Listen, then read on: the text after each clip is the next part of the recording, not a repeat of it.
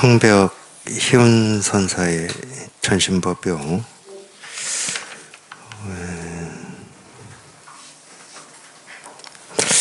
오늘이 26번째 시간, 26번째 시간인데 제가 표시를 안 해서 26번째인지 27번째야 맞는데 분명히 8월 10 며칠에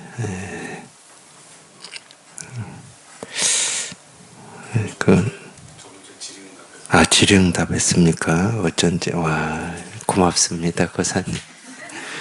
26번째 시간입니다. 전신법요 두 번째 법문 한번 보겠습니다. 지난 시간에는 근데 왜 질의응답했습니까? 그랬어요? 아니 그 이유는 아니었을 겁니다. 아마 제가 하기 싫어서 그랬을 겁니다. 좀 이렇게 몸이 많이 피곤하면은 법회하는 게 좀 힘들어요. 참 희한하더라고요. 조금 도반들한테 이 법회를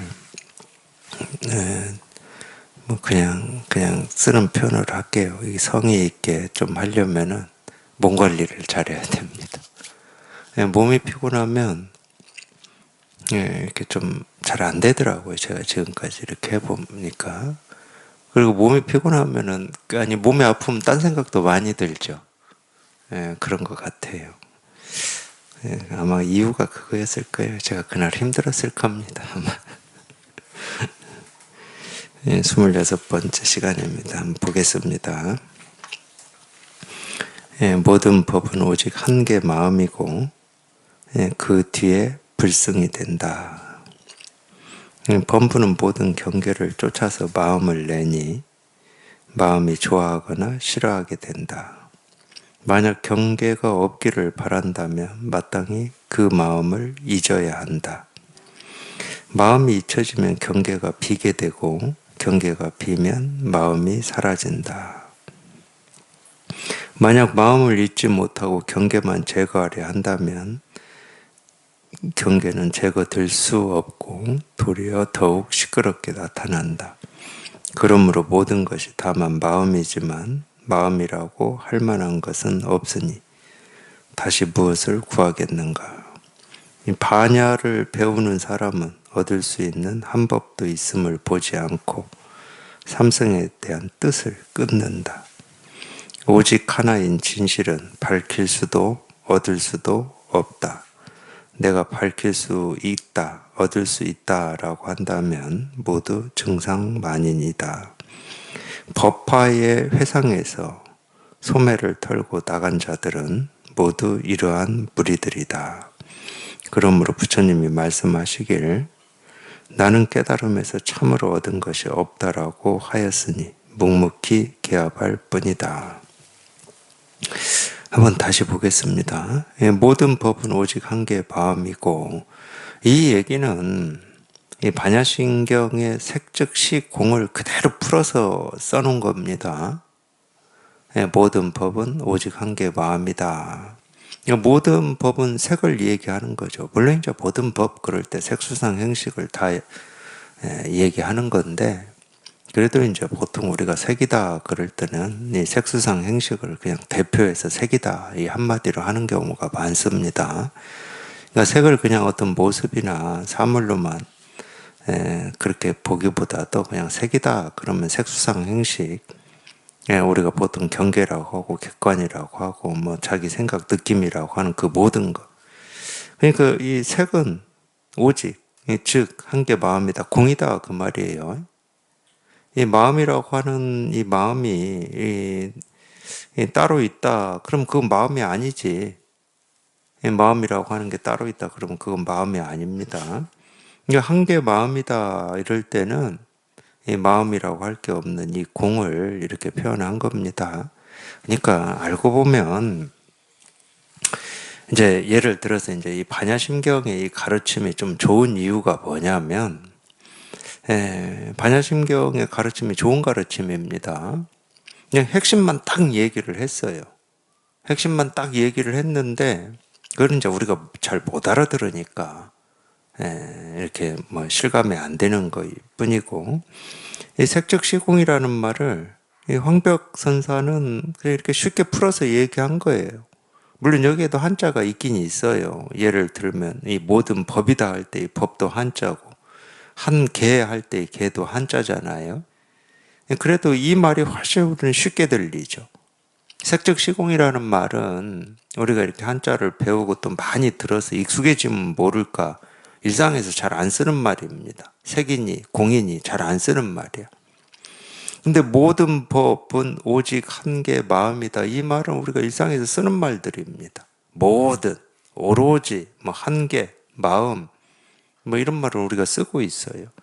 그러니까 만약에 색적 시공을 좀 우리말로 좀 번역을 해라. 그럼 모든 법은 그냥 한 개 마음일 뿐이다. 이게 이제 우리말로 번역하는 거거든. 이건 이제 황벽선사는 하니까 이렇게 번역을 하는 겁니다. 물론 이게 반야신경을 번역해 놨다는 얘기는 아니고 그냥 가르침인데, 그러니까 선사들은 보통 보면은 그냥 우리가 일상에서 쓰는 말을 가지고 이 경전의 이 한자말이라든지 개념을 그냥 쉽게 다 풀어버려요. 그럴 수밖에 없지. 굳이 어려운 말로 해야 될 이유가 하나도 없는 거죠. 그냥 우리가 보고 듣고 느끼고 경험하는 하나하나에서 다 확인이 되고 이렇게 실현이 돼 있는 건데 굳이 어려운 말로 할 필요가 없잖아. 그러니까 부처가 뭡니까? 잣나무야. 도가 뭡니까? 컵이지. 그냥 이렇게 그냥 곧장 눈앞에 보이는 사물을 바로 가르쳐 버려. 근데 사물을 가르치지만 분별할 때는 사물이지만 우리가 분별해서 벗어나 보면은 사물이면서 사물이 아니거든. 또 다른 말로 하면 그 사물이라고 하는 모습에 내가 찾고 구하고 얻고자 하는 이 공이라고 해도 좋고 한계 마음이라고 해도 좋고 깨달음 실상이라고 해도 좋은데 그게 전부 이렇게 드러나 있거든. 저절로. 내가 힘쓸 필요도 없고 사물을 어떻게 할 필요도 없이 그냥 하나하나가 내가 보고 듣고 경험하는 하나하나가 그냥 저절로 내가 그토록 찾는 이거를 다 보여주고 있거든. 언제부터? 내가 태어나기 전부터. 내가 태어나기 전부터 그거 하나만을 이렇게 보여주고 있단 말이에요. 서울 와서도 또 이 얘기를 또 해야 되네요. 제가 어제도 그런 것 같고 그 광주에서도 이 얘기를 한 것 같은데 이 동화가 제 마음에 꽤 많이 드나 봐요. 유마경에 보면은 향적세계 나오죠. 그 향적세계라고 하는 게 다 향으로 이루어져 있는 세계입니다. 부처님도 향으로 이루어져 있고 거기에 사는 사람들도 다 향으로 이루어져 있고 음식도 향으로 이루어져 있고 그 세상도 향으로 이루어져 있는 세계. 유마경에서는 이제 그런 세계를 어쨌든 저같이 동화처럼 만들어냈는데, 우리 전생 궁금하시죠? 몸도 안 궁금합니까? 좀 궁금해 좀 하시지. 안 궁금하면 내 재미가 없잖아. 제가 전생을 가르쳐 드릴게. 참나. 전생을 가르쳐 준다고 그래도 안 궁금하니 이거 어째야 돼 이거. 유마경의 이 향적 세계는 뭐 우리 전생일 수도 있죠. 전생일 수도 있는데 그보다 더 정확한 우리 전생은 뭐냐면은 아무 모습이 없는 세계가 우리 전생입니다. 쉽게 말하면 청정법신불이라고 해서 모습 없는 부처의 세계 있잖아요. 모습이 없어요. 그러니까 거기는 뭐 세계라고 이름은 붙이긴 붙이고 청정법신의 세계다라고 붙이지만 모습이 없기 때문에 이런 모습이 없었다고. 이 몸뚱아리 이런 모습이 없이 살았어요. 그런 세계에서 우리가 네, 제가 동화처럼 얘기하는 거예요. 재미가 없잖아. 아무 모습이 없어. 재미가 없어. 그러니까 그런 모습의 세계에서 살고 있었는데 그러면 봐준 거지. 재미없는 세계에 살았다고. 너 그러면 다음 생에는 이 천차만별한 모습도 있고 소리도 있고 색깔도 있고 계절도 있고 하늘도 있고 땅도 있고 물도 흐르고 그냥 온갖 것이 있는 온갖 것이 이 부처로 장엄이 되어 있는 그 세계에 가서 태어나. 해서 이 지구라는 별에 보내진 거예요. 그러면 우리가 모습을 보려면 눈이 있어야 되잖아. 소리를 들으려면 귀가 있어야 되고, 온갖 냄새를 맡으려면 코가 있어야 되고, 또 이 맛을 느끼려면 혀가 있어야 되고, 또 온갖 것이 이렇다 저렇다 하려면 우리 의식이 있어야 되잖아. 그래서 이런 이 눈, 코, 입, 코, 입, 이 몸뚱아리 의식을 가진 이런 모습으로 이 온갖 이 차별되는 이 부처가 이렇게 드러나 있는 세계에, 이 부처의 세계에 우리가 태어난 거라니까.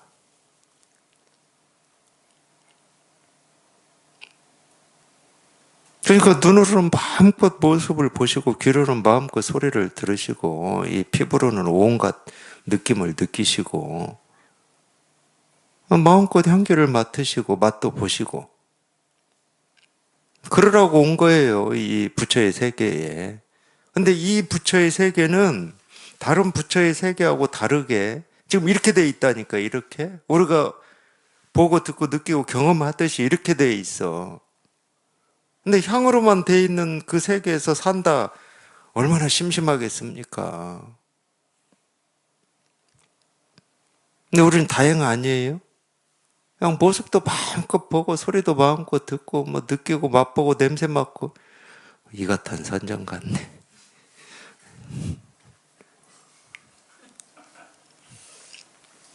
그러니까 부처의 세계를 부처의 눈으로, 부처의 코로, 부처의 입으로, 부처의 귀로, 부처의 몸으로 마음껏 느끼라고 부처의 모습 없는 부처의 세계에서 이 세계, 이 세계로 온 거라니까.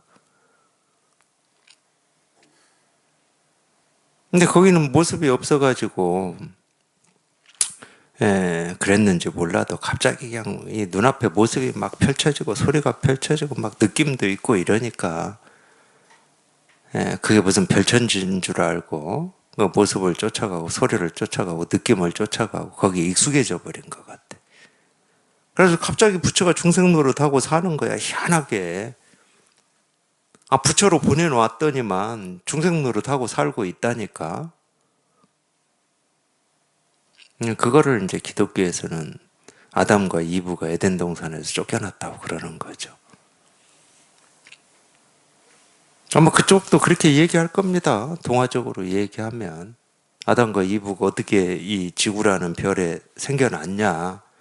아무것도 없는데 있었어. 재미가 없어. 그러니까 이번 생에는 이 몸뚱아리를 가지고 마음껏 천차만별한 모습, 소리, 색깔이 있는 부처의 세계에 가서 마음껏 살다가 와라. 그 육신이 닿을 때까지. 그건 뭐 얘기할 것도 없어. 그 육신은 뭐 시간이 가면 다 하니까. 그래서 다 하고 또 어디로 갑니까? 당연히 아무것도 없는 데로 가지.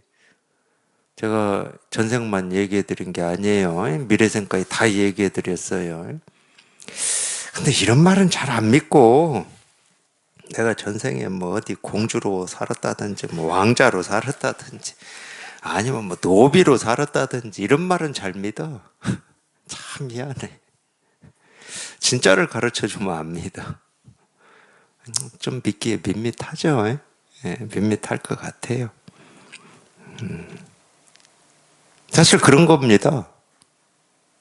그런 거기 때문에 그게 우리가 실감이 되고 그걸 깨닫기 전까지는 어떻게 살아야 되나, 죽으면 어디로 가느냐, 뭐 이런 온갖 의문이 있죠.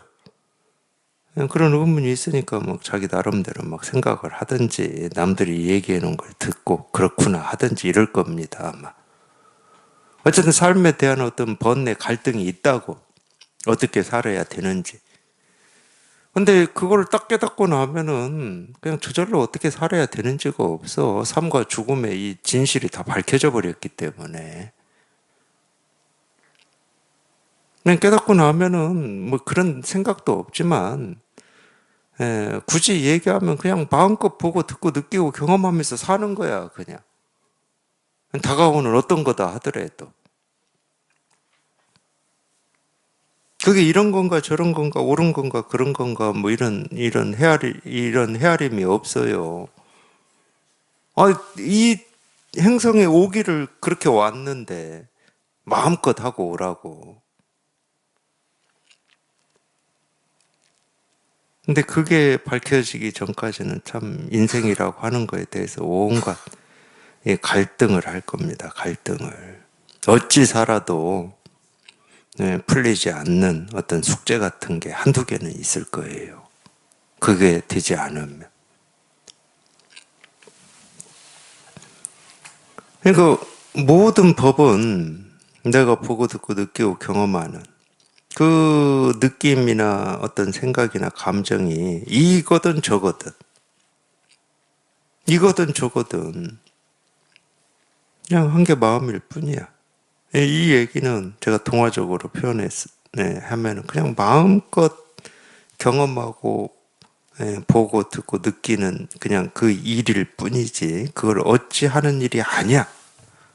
내가 어찌 하는 일이 아니야. 우리는 내가 어찌 하려고 이 지구라는 행성에 온 게 아니에요.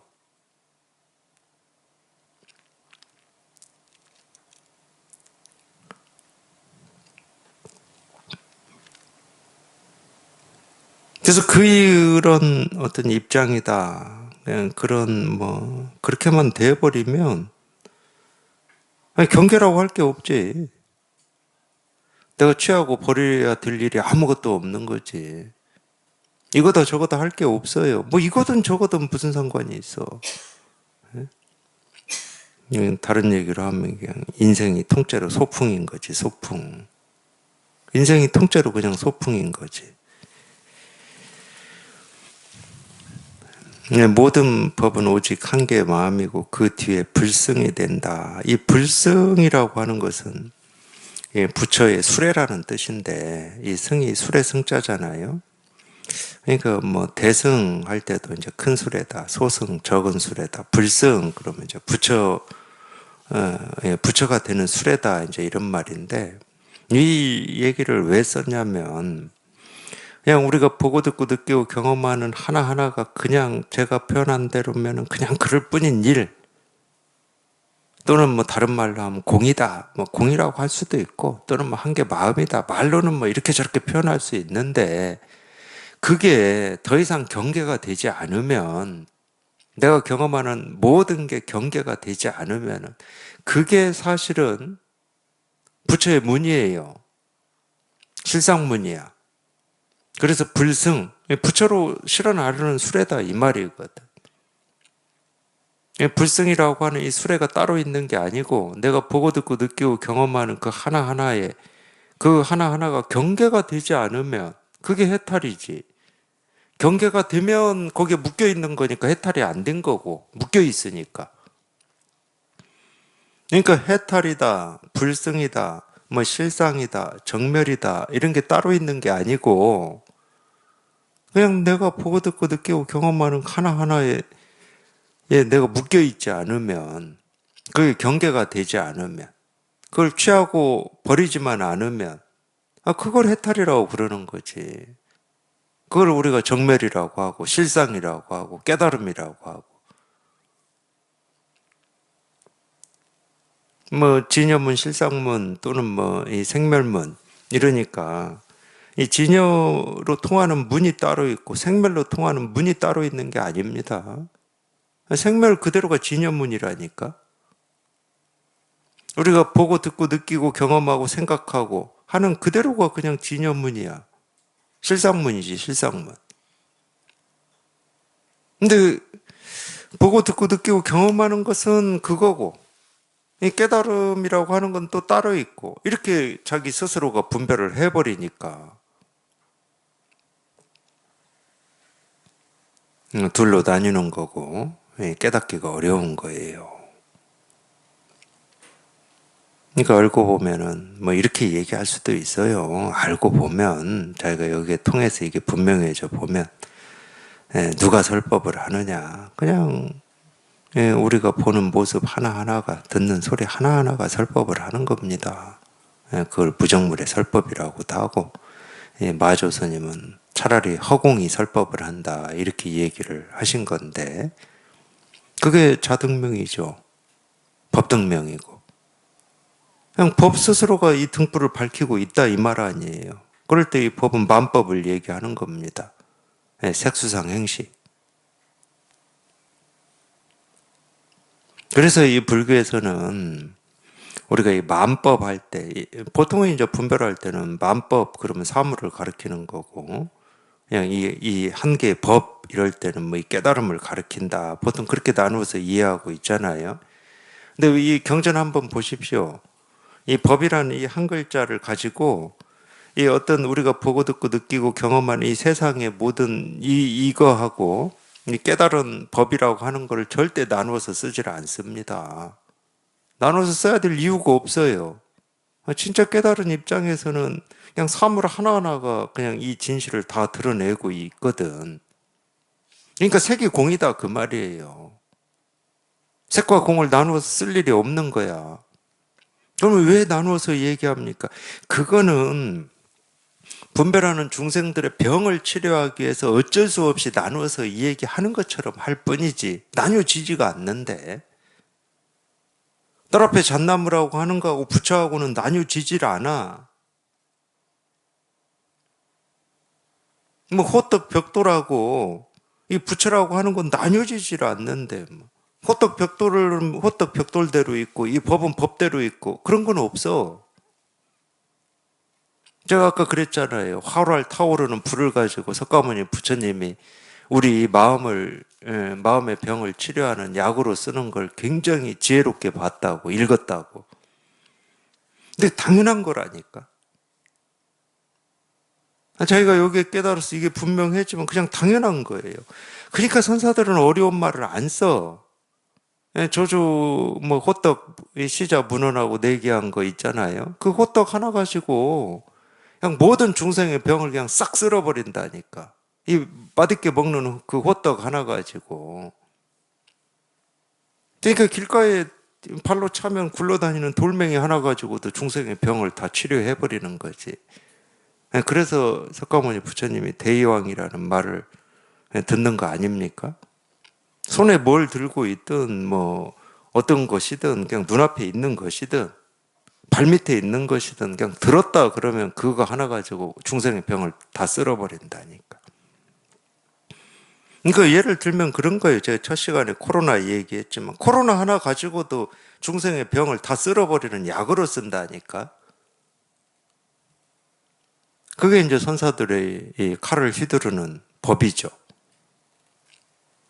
그러니까 꼭 무슨 어디 이 경전에 기록되어 있는 말이 그것만 약으로 쓰지는 않습니다.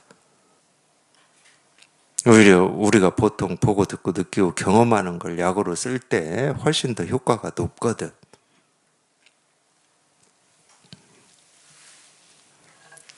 그래서 불성이 된다는 말은 그런 겁니다.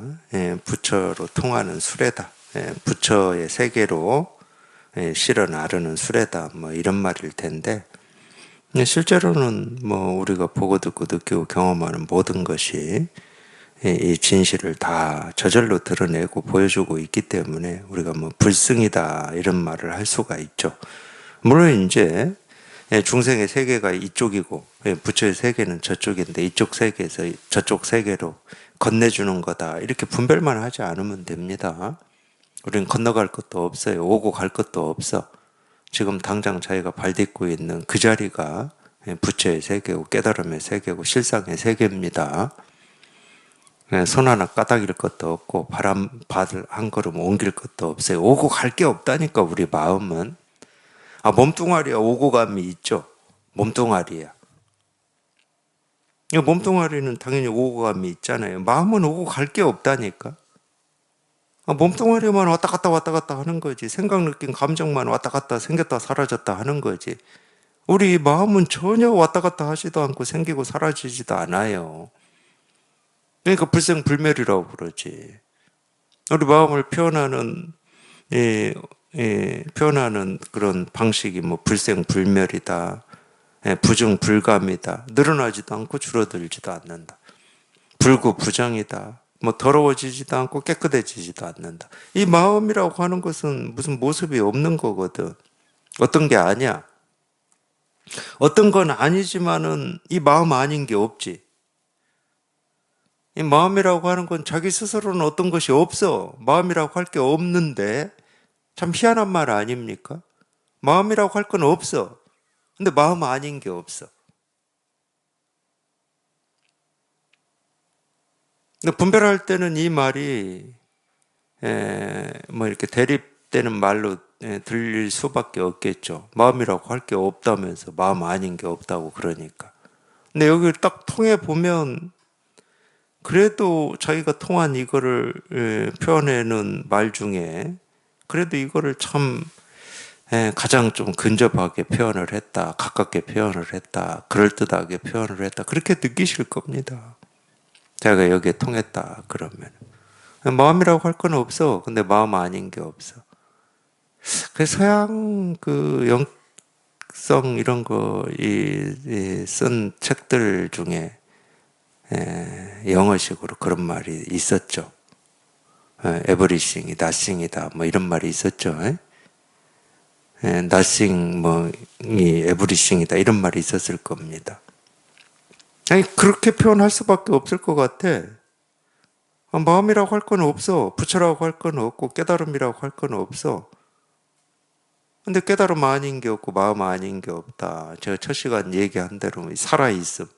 살아있음이라고 하는 어떤 틀, 기준, 형태는 없어. 근데 뭘 보고 뭘 듣고 손짓을 하고 발짓을 하고 밥 먹고 잠자고 움직이고 말하고 침묵하고 살아있음 아닌 게 없어.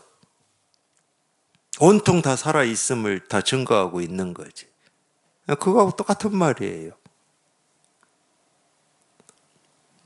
여기 화엄일성 법계도에서는 이 불수자성 수연성이다 이렇게 얘기를 했죠.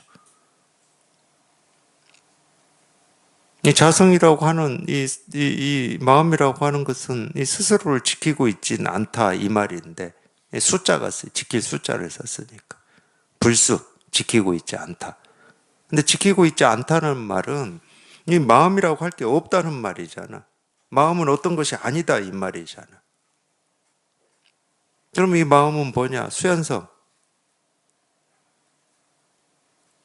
그러니까 여기에서 이 인연 따라 뭐 인연 따라 다 드러난다 뭐 이렇게 얘기를 한다 그러면 그 인연 따라라는 말이 무슨 말이냐? 우리가 보고 듣고 느끼고 경험한 하나하나에 그냥 다 드러난다 이 말이거든.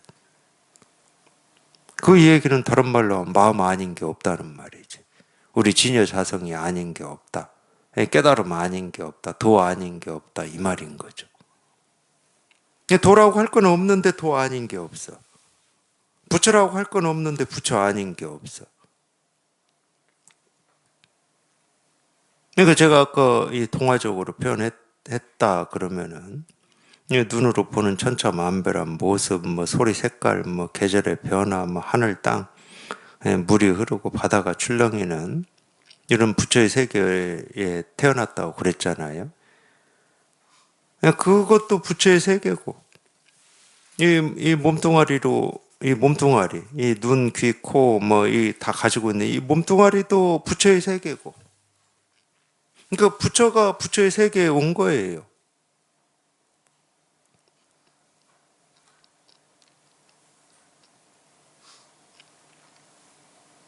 우리가 근데 분별할 때는 내가 있고 세계가 있기 때문에 내가 이 세계를 어떻게 살아야 되느냐 뭐 이런 고민 많이 하거든요.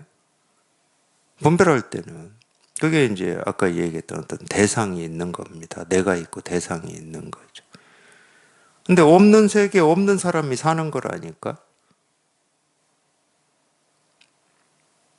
이 세상도 그냥 부처의 세계고 그 하나하나도 다 부처고 그냥 모습으로 이루어진 부처고 소리로 이루어진 부처고 푸른 하늘로 이루어진 부처고 그냥 모습은 모습인데 다 부처를 장엄해 그걸 장엄이라고 그래.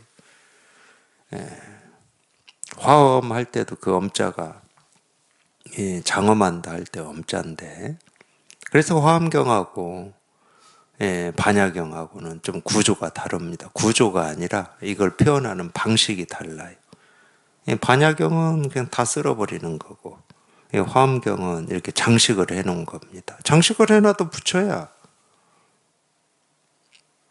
어떤 장식이든 부처 아닌 게 없는 거죠. 당연히 뭐 나라고 여기는 이 몸뚱아리를 이루어져 있는 뭐 눈, 코, 입, 귀, 뭐 어떤 이 피부, 우리 의식, 부처 아닌 게 없지. 청정 부처의 세계에서 온 거라니까. 부처의 세계를 마음껏 보고 듣고 느끼고 경험하라고.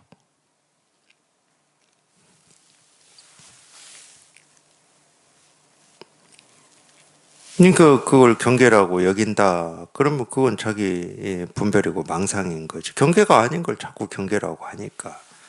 깨달아 보면 그래요. 여기에 통해서 이게 이렇게 익숙해지면 뭐 면담이나 뭐 우리 이제 세상 사람들 삶에 대해서 얘기하실 때 보면 뭐 이런 어려운 일 있고 저런 일 있고 이걸 어쩌고 저쩌고 말씀들 하시잖아요. 그 이제 그게 다 경계가 됐다 그 말이거든. 자기한테 걸렸다 그 말이에요. 그 일이 자기를 지금 옭아매고 있다 이 말이거든. 그 일이.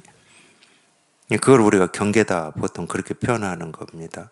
근데 진짜로 이거 깨달아서 이게 분명한 입장에서 보면은 아니 저게 왜 경계다고 하는 건지 방거사 말이 생각나죠. 없는 걸 있다고만 하지 마라.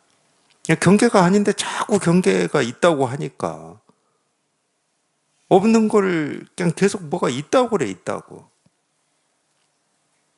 있다고 하니까 거기에 묶여 있는 거지. 참 희한하죠. 그럼 분별하는 입장에서 있으니까 있다고 하지 이럴 겁니다. 있으니까.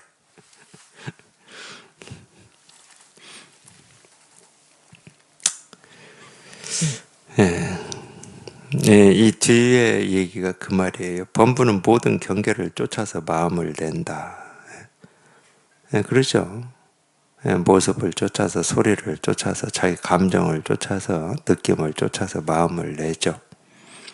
그러면 거기에 자기 마음이 딱 매여 있는 거지. 거기에 딱 붙어 있어요.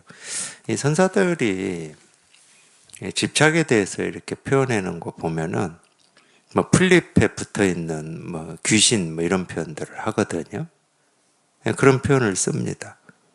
그렇죠. 우리가 분별을 한다 그러면 그 플립에도 자기 마음이 자기 분별하는 마음을 딱 붙일 거고 뭐 느낀 감정은 말할 것도 없고 느낌, 감정, 생각은 뭐 당연히 뭐 우리는 100% 쫓아다녔으니까.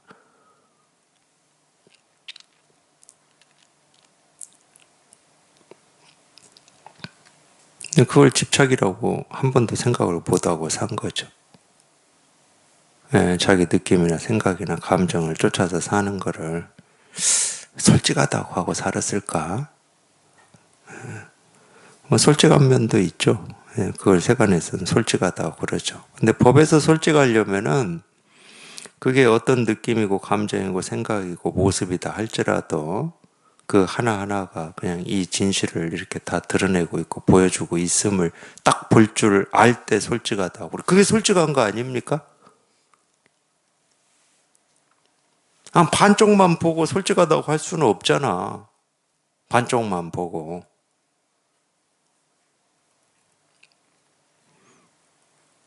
그러니까 우리가 이제 세간에서는 자기 느낌에 충실하고 생각에 충실하고 감정에 충실해야 된다 이런 말도 하는데 전혀 맞지는 않는 말이에요. 하도 자기 감정 느낌을 뭐 사회라든지 다른 사람들의 이목이라든지 이런 것 때문에 이렇게 눌러놓고 억제하고 하니까 그 역으로 좀 솔직해야 해줘야 된다. 이 느낌에 감정에 충실해야 된다. 뭐 이런 게 나왔을 뿐이지 아무리 충실해 보세요. 그게 충실한 건지 그렇게 살아서 자유로워지는 건지 절대 그렇게는 안 됩니다. 그 하나하나가 그냥 이 진실임을 그러니까 경계가 되지 않음을 그 말이에요. 경계가 되지 않으면 우리가 그걸 진실이라고 하고 실상이라고 하는 거거든.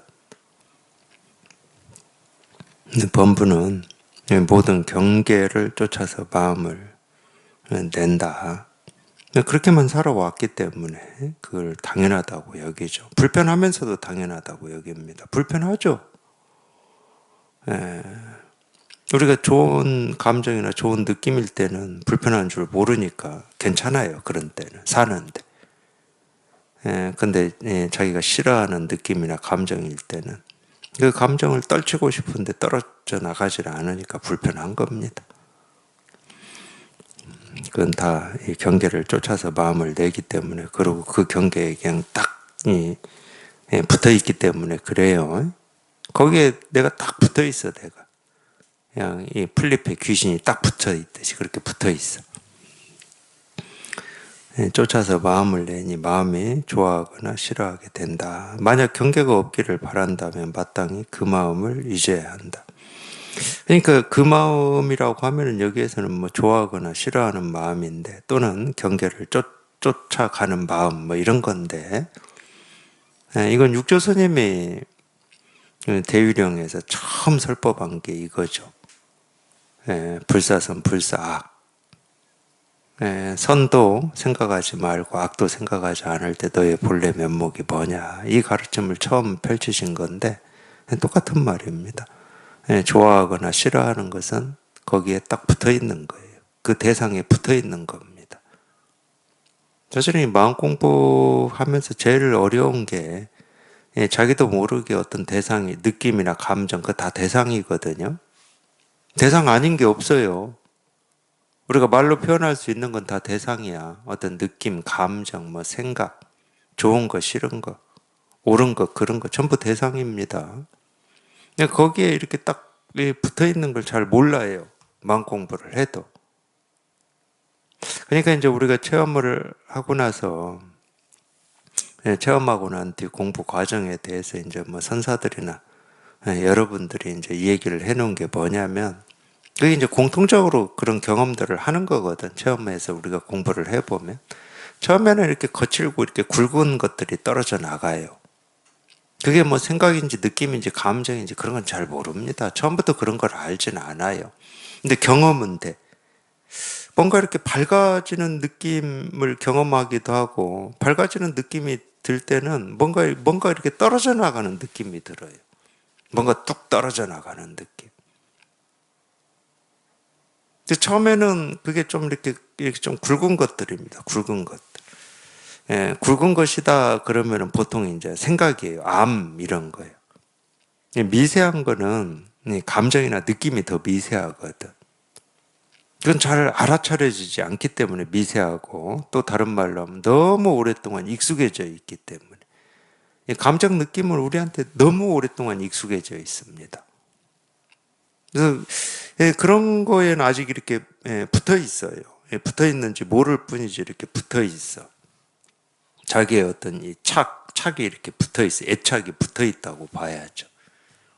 그래서 이제 공부를 하면 할수록 이제 그런 것들도 보입니다.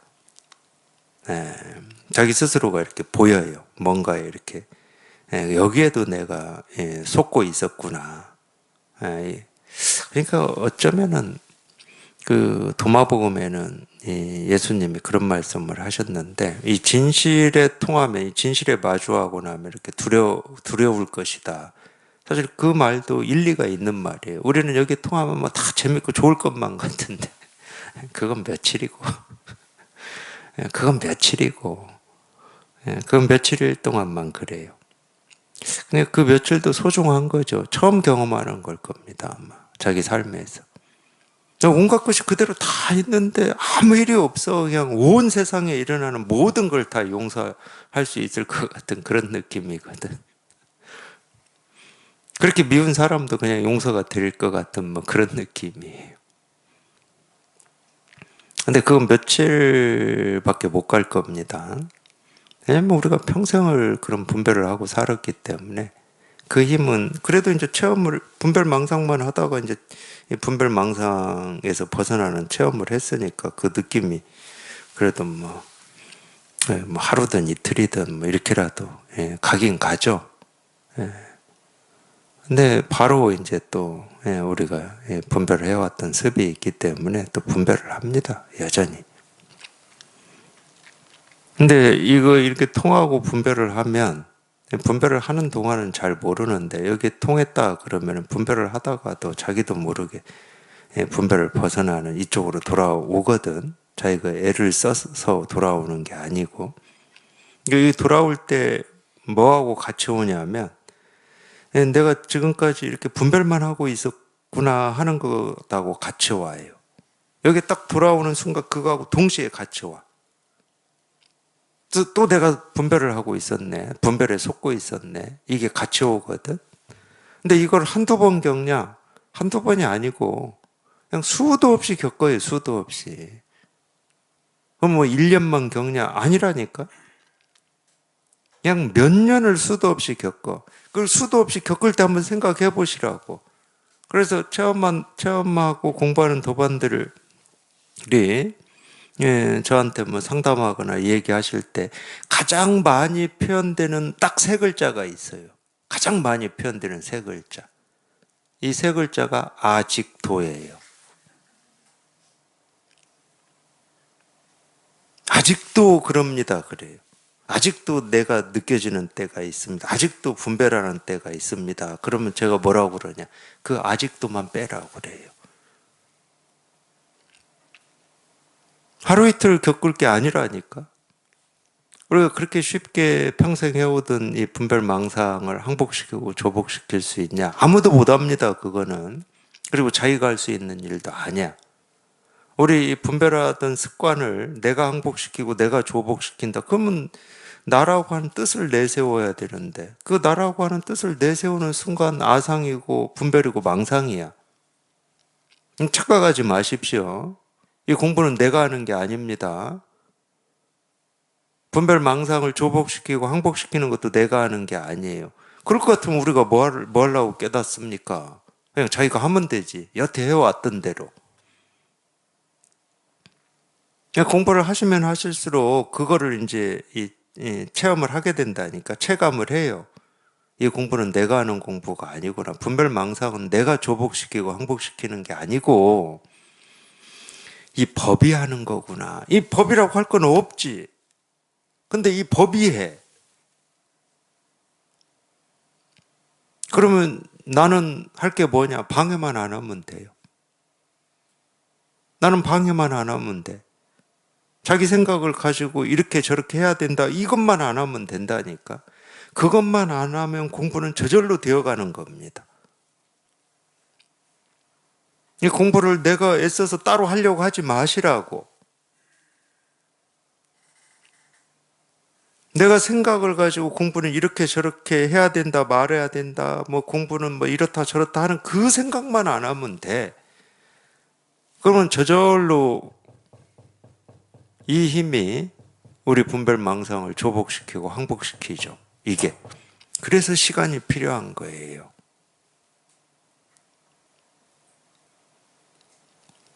그런 공부를 하시려면 자기도 모르게 이 생각이 자꾸 개입을 하니까. 그래서 법문 들으라고 그러는 거거든요. 내가 개입하고 싶어서 하겠습니까? 그냥 습관이 돼서 개입을 한다니까. 그러니까 하는지도 모르고 막 개입을 하고 있고 판단을 하고 있어요. 그러니까 법문을 들으면 그건 그래도 우리가 법문을 들어보면 그게 잘못된 거구나 하고 자기가 이렇게 돌이킬 수가 있잖아. 그래서 먼저 이 길을 간 사람들의 어떤 그런 경험, 가르침을 듣는 게 좋은 겁니다. 우리는 내가 뭘 분별하고 있는지 어디까지 하고 있는지 몰라요. 그러니까 수도 없는 세월 동안 그렇게 경험을 하는 거지.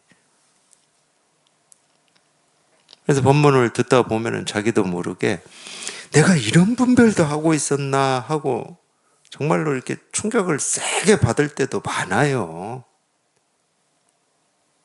사실은 그런 충격을 받아야죠. 자기도 모르게 자기가 하고 있었던 분별이니까. 상상도 못하는 분별을 하고 있는 거야, 자기가. 그걸 분별이라고 한 번도 생각해 본 적도 없는 그런 분별을 하고 있는 자기를 딱 발견할 때가 있다니까, 법문을 듣다 보면. 그래서 법문을 듣는 겁니다. 예전에 이 황벽선사의 이 전신법이라고 하는 가르침도 그런 거예요. 이게 뭘 얘기하고 있는지 뭐 알고 모르고는 하나도 안 중요합니다.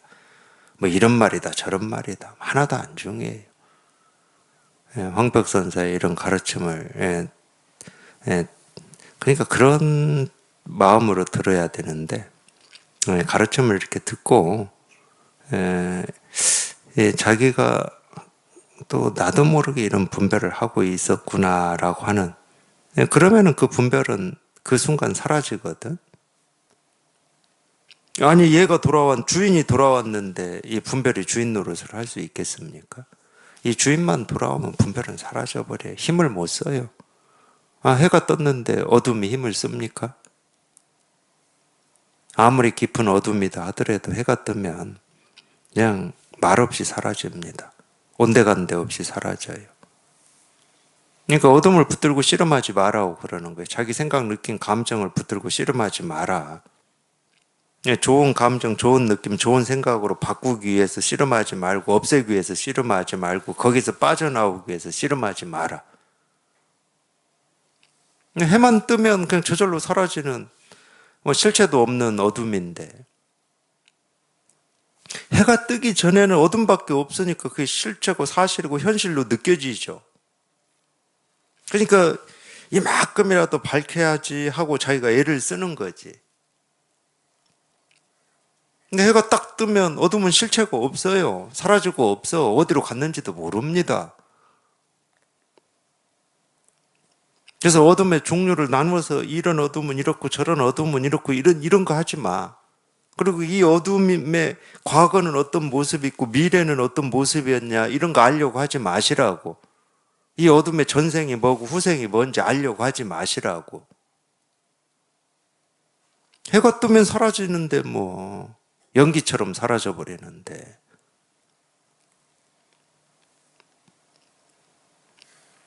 그걸 뭐라고 얘기합니까? 공에서 와서 공으로 돌아갔다고 그러는 거예요. 그거를 불교에서. 그럴 수밖에 없지. 어둠은 그냥 허공의 모습일 뿐이야. 어두워진다고 허공이 바뀌진 않아. 해가 뜬다고 허공이 바뀌진 않는다니까. 이거 무슨 일이 있어도 자기를 평가하지 마시고 특히 나라고 할 때 자기 스스로를 어떻게 평가합니까? 내 느낀 감정, 성격 그러니까 나라고 여기는 그것들을 우리는 평가하는 거거든. 말, 행동 이런 거를 평가하는 거거든. 그런 거 하지 마시라고.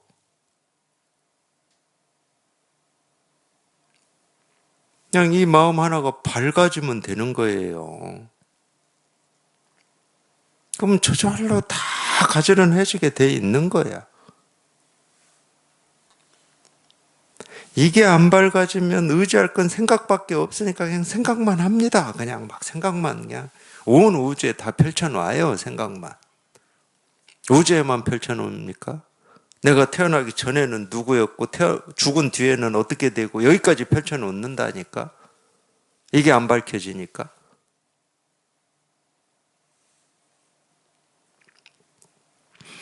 그래서 그걸 다 쓸어버리고 그냥 그거 다 쓸어버리세요. 그거 아무 필요도 없어요. 여기에 통해서 자기가 하나씩 이 세계의 실상을 경험해 나가는 겁니다. 여기에 통해서. 그냥 하나씩 한 발 이 세계의 실상을 경험해 나가죠.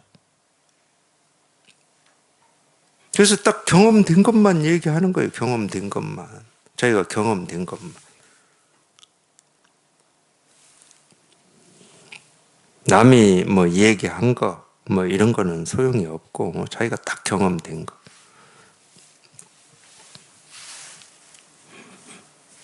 그래서 만약 경계가 없기를 바란다면 마땅히 그 마음을 잊어야 한다.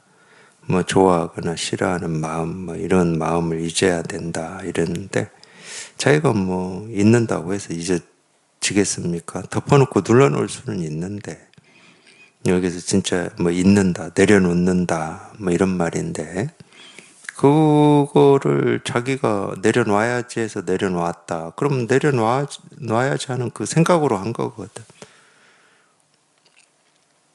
그 생각은 왜 하겠습니까? 내려놓는 게 옳은 거기 때문에 하는 거예요. 그러니까 벌써 옳다라는 생각을 가지고 있는데 내려놓아지겠습니까? 그러니까 하나는 쥐고 하나는 놓는 거하고 똑같아요. 그냥 자기도 모르게 그냥 여기 이렇게 통해야 됩니다.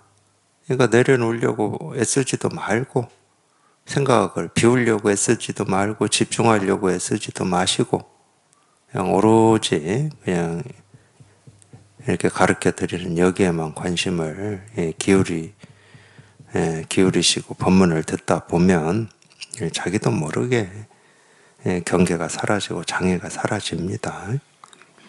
마음이 잊혀지면 경계가 비게 되고, 마음이 없으면 경계라고 할 게 없죠. 내가 옳다 그르다 할 게 없으면 경계라고 할 게 없습니다. 예를 들면 이런 말이에요. 제 비유가 맞는지 모르는데, 우리가 배가 고파가지고 이 길거리 걸어가면은 길거리에 이 식당이 뭐 냉면집도 있고 고깃집도 있고 짜장면집도 있고 뭐 파스타 파는 집도 있어.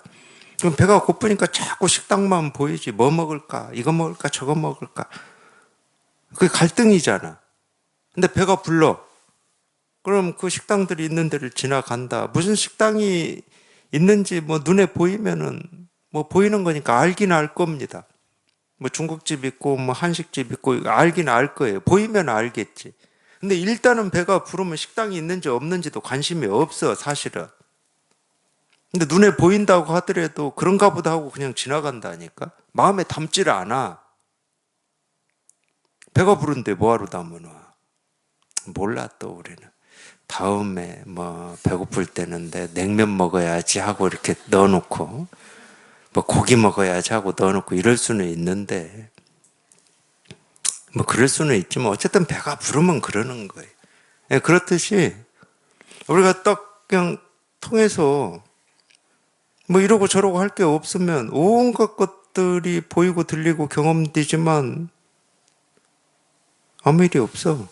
그걸 뭐 경계다, 뭐 이런다 저런다 할 게 없어.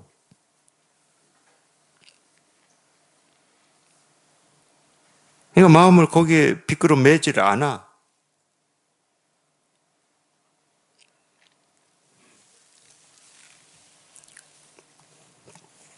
그래서 마음이 잊혀지면 경계가 비게 되고, 경계가 비면 마음은 사라진다. 만약 마음을 잊지 못하고 경계만 제거할, 이제 이게 대표적으로 이제 우리 분별심을 가지고 사는 사람들이 하는 일입니다. 얘가 이제 선사들은 그렇게 표현한 건데, 어리석은 사람은 경계를 없애려고 하고 지혜로운 사람은 자기 마음을 없앤다, 이런 말을 한 건데, 보통 이제 분별심을 가지고 사는 사람들은 경계를 없애려고 합니다. 그거 뭐 간단하잖아요. 내가 싫어하는 일이라든지 싫어하는 사람이라든지 뭐 싫어하는 느낌이라든지 감정이라든지 이런 걸 없애려고 합니다. 그거 없애려고 뭐 명상도 하고 뭐 앉아서 뭐 하고 그러는 것도 하고 그러잖아요. 별짓 다 하잖아요. 이건 어리석은 사람들이 하는 거예요. 내가 싫어하는 어떤 일이 여기에만 있나? 저기에도 있을 거고 뭐 온갖 군데 다 있을 건데, 내가 좋아하는 일이 뭐 여기에만 있을까? 저기에도 있고 뭐 온갖 군데 다 있을 건데. 그러니까 기본적으로 자기 스스로가 어떤 기준을 가지고 좋아하고 싫어하기 때문에 기본적으로 이 세상은, 삶은 좋아하고 싫어하는 것이 함께 있어요. 늘, 언제, 어느 때나. 근데 우리 생각은 어떤 기준을 가지고 내가 좋아하는 일만 이 세상에 있기를 바라고 좋아하지 않은 일은 없기를 바랍니다. 그런 건 불가능한 거예요. 아마 이런 것 때문에 자꾸 이 연기법이다 해가지고 뭐 연기를 가르치고 그랬던 것 같아요. 동전의 앞면, 뒷면 뭐 이런 걸. 이게 얼마큼 어리석은 사람이냐.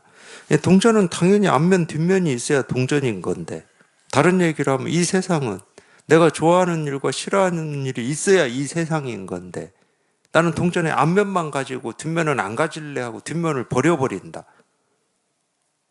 그게 가능한 일입니까?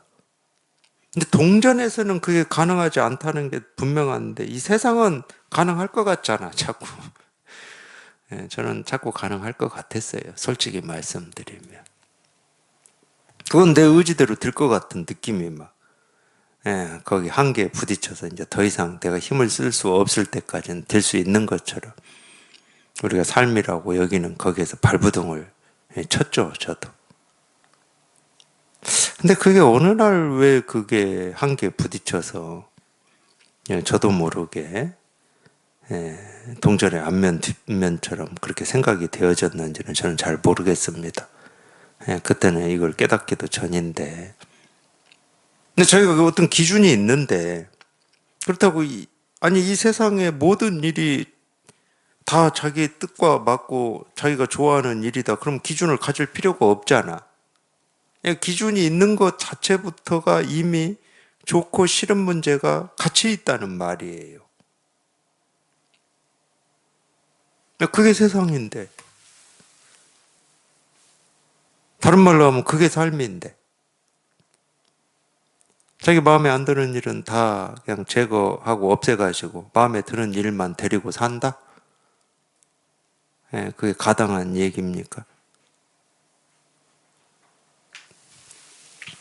그건 어리석은 사람인 거예요. 그런 일은 불가능한데 가능한 것처럼 자꾸 그쪽에서 몸부림치고 애를 쓰니까 어리석다 이러는 거고, 지혜로운 사람은 자기 기준을 없애버리면 되는 거예요. 간단한 겁니다. 밖에 거 바꾸는 건 좀 어려워요. 다른 사람 동의도 구해야 되고 교육도 시켜야 되고 될지 안 될지 그건 모르겠지만 바꾼다 그러면. 근데 왜 자기 마음의 어떤 기준과 틀을 없애는 건 다른 사람 동의 구할 것도 없고 교육시킬 것도 없잖아. 그거를 이제 여기서는 마음을 잊는다 이렇게 표현을 해놨어요. 그거를 이제 불교에서는 분별에서 벗어난다 이러는 겁니다. 기준이라고 하는 건 분별이죠. 이쪽 저쪽이 있으니까 기준을 딱 세우면 이쪽 저쪽이 있어요. 양쪽으로 나뉘죠. 옳음과 그름, 부처와 중생, 높고 낮음, 좋고 싫음, 양쪽이 있어요. 기준이 있으면. 근데 기준을 딱 쳐버리면 양쪽이 없잖아요. 옳고 그르고가 없고 부처와 중생이 없잖아요. 기준이 없으면. 그게 마음을 잊는다라는 얘기고 분별을 벗어난다라는 얘기입니다. 물론 이제 분별을 벗어나는 건 자기가 할 수 있는 일이 아니니까 이렇게 가르쳐 드리는데 관심을 가지시고 여기에 이렇게 여기 한번 분별해서 벗어나 봐야 되겠다. 여기 한번 통해 봐야 되겠다. 이제 이런 마음으로 꾸준히 이렇게 법문을 듣다 보면은 이게 저절로 통해져요. 그러므로 모든 것은 다만 마음이지만 마음이라고 할 만한 것은 없으니 다시 무엇을 구하겠는가. 하여튼 기준이 사라지면 자기의 틀이 사라지면 그러니까 나라고 하는 것도 틀이니까 이 몸뚱아리에서 이루어지는 생각, 느낌, 감정을 우리는 나다 하고 이렇게 틀을 딱 지운 거잖아요. 그게 사라지면 그냥 우주 삼라만상이 마음 아닌 게 없습니다. 마음 아닌 게 없지만 이 마음이라고 하는 것은 따로 없어. 마음이라고 할 만한 물건은 없어요. 육조 스님이 이 마음을 본래 무일물이다 이렇게 써놨잖아요. 본래 한 물건도 없다. 마음이라고 할 물건이 없다 그 말이에요. 이게 마음이다 할 만한 게 없다. 근데 마음 아닌 게 없어. 마음 아닌 게 없기 때문에 마음을 가르칠 때는 이렇게 바로 가르칠 수가 있는 겁니다. 마음이 뭡니까? 이겁니다. 마음이 뭡니까? 이겁니다. 하고 이렇게. 근데 이렇게 가르칠 때는 이게 마음이구나 하는 그 마음을 가지고 들으시면 마음이 아니에요. 마음이 뭡니까? 이겁니다. 이럴 때 여기서 마음을 잊으셔야 돼. 도가 뭡니까? 이겁니다. 이럴 때 여기서 도를 잊으셔야 돼. 손가락도 있고 도도 있고. 분별하는 입장에서 보면 이건 손가락이고 이건 소리죠. 그러니까 이 손가락도 있고 이 소리도 있고 도라고 하는 말도 있고 마음이라는 말도 잊어버리시고. 그러면 이거예요. 그러면 이거야. 그러니까 이건 지우는 공부라니까 이런 면으로 보면은 뭘 알아나가는 공부가 아니고 지우는 공부. 그냥 도가 뭡니까? 이겁니다. 이럴 때는 소리도 아니고 도도 아니고. 부처가 뭡니까? 이겁니다. 이럴 때는 손가락도 아니고 부처도 아니고. 그냥 그러면 이거예요. 손가락도 아니고 부처도 아니면 이거지. 소리도 아니고 마음도 아니면 이거지. 그냥 이거예요. 그러면. 마음 아닌 게 없기 때문에 우리가 이렇게 가리킬 수는 있는 거거든. 마음이 뭐다고는 할 수는 없어. 왜? 마음이라고 할 게 없으니까. 근데 마음 아닌 게 없기 때문에 이렇게 가리킬 수는 있는 거예요. 이렇게 바로 가리킬 수는 있어요. 이겁니다 하고 이렇게 가리킬 수는 있어.